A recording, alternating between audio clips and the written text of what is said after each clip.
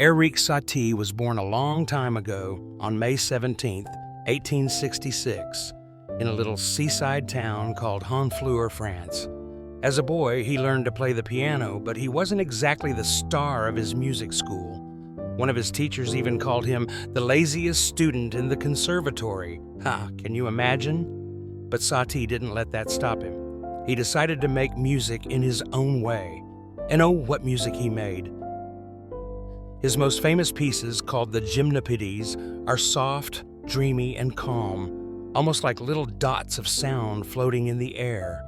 While other composers wrote big, loud, dramatic music, Satie preferred to keep things simple and gentle, like whispers of color in the sky. But Satie wasn't just interesting because of his music. Oh no, he was a very quirky man. He wore the same kind of gray velvet suit every single day. In fact, he had 7 gray velvet suits, one for each day of the week. And in his tiny apartment in Paris, after he died, people discovered something quite strange. He had collected over 100 white umbrellas, all white. Nobody knows why. Perhaps he just liked being mysterious. Now here's where things get fun.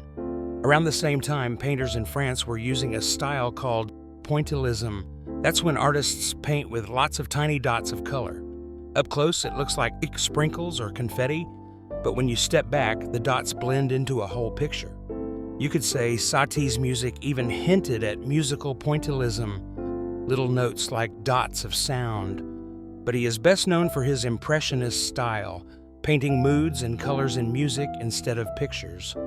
Satie's music became very important.